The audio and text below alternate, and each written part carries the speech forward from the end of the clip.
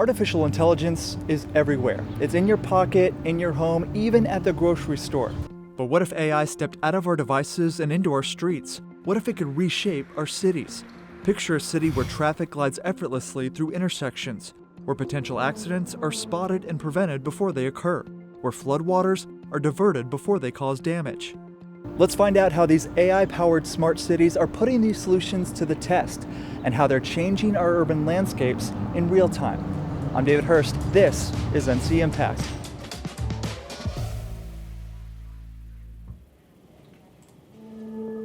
When Mark Wittenberg arrived in Raleigh a few years ago from Arizona, he wasn't just stepping into a new role as Chief Information Officer.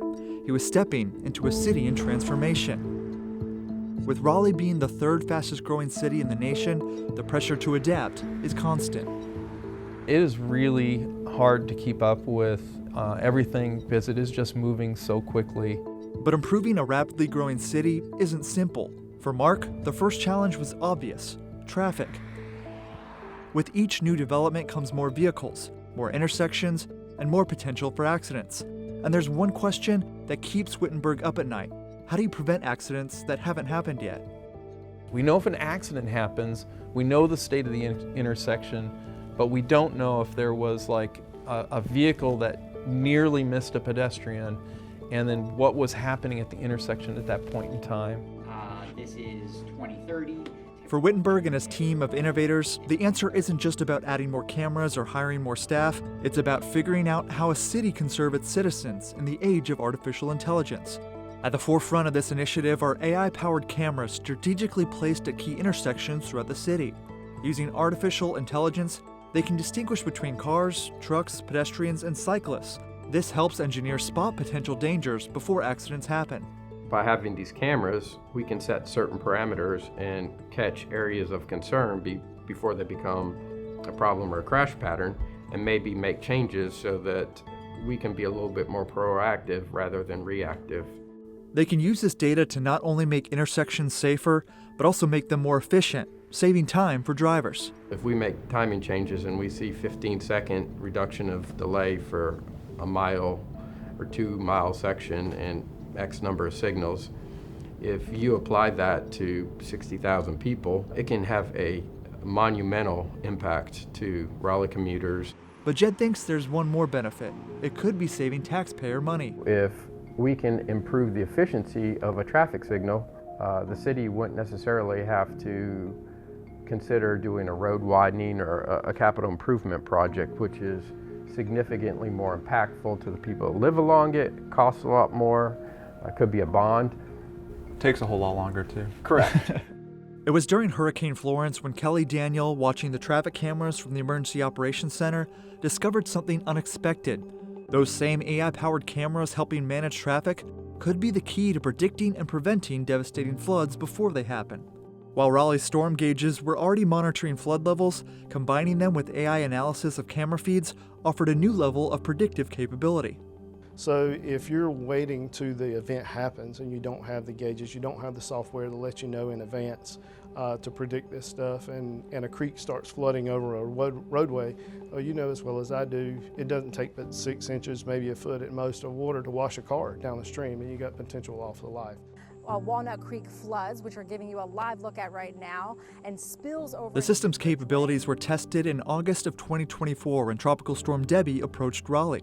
Local media reported that Rose Lane, a community with a single access road, became a critical point of concern. When we found that was potentially going to flood, we went into actions of setting up emergency notifications to be sent prior to the event.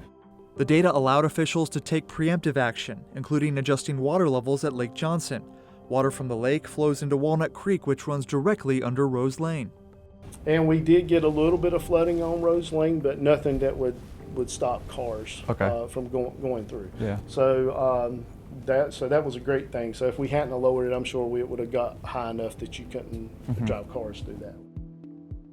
But as Raleigh embraces artificial intelligence to make streets safer and prevent flooding, I'm curious, where do we draw the line between public safety and privacy? And how do we know what AI is telling us is accurate? With 200 cameras watching street corners and AI systems tracking movement patterns, these aren't just theoretical questions. But Wittenberg says his team has built safeguards into the system's very foundation. So at the end of the day, we don't know that you drove through the intersection. What we know is that a car or a truck or a pedestrian or a bicycle went through the intersection. So all the data is anonymized, and really we're just starting to look at it more from a pattern base. How many other cities are using AI? As Raleigh continues to grow, the pressure to expand these AI systems grows with it. But for Wittenberg and his team, the human element remains at the center of every decision. It's kind of like one of those, do you remember solving those math problems, and at the end of the day the professor would always say, well, make sure you look at the answer, and does the answer actually make sense? And it's the same thing here, is we want to make sure that if the AI is telling us that we need to make a change at an intersection, does that change really make sense? As cities across America grapple with growth and infrastructure challenges, Raleigh's approach offers a glimpse of what's possible when innovation meets public service. So I really believe that as people look at the city services, that they've got an expectation that we're going to be leveraging these technologies to make their life better. And the next phase is already taking shape. A digital twin of Raleigh will soon allow city planners and citizens to visualize how new developments could reshape their neighborhoods, all while AI systems continue learning how to make the city safer and more efficient. But are we moving too soon and too fast with this groundbreaking technology? What are your thoughts about AI-powered traffic cameras at intersections? And what other areas of city living do you think could benefit from AI? Comment and let us know. Thanks for watching. We'll see you next time.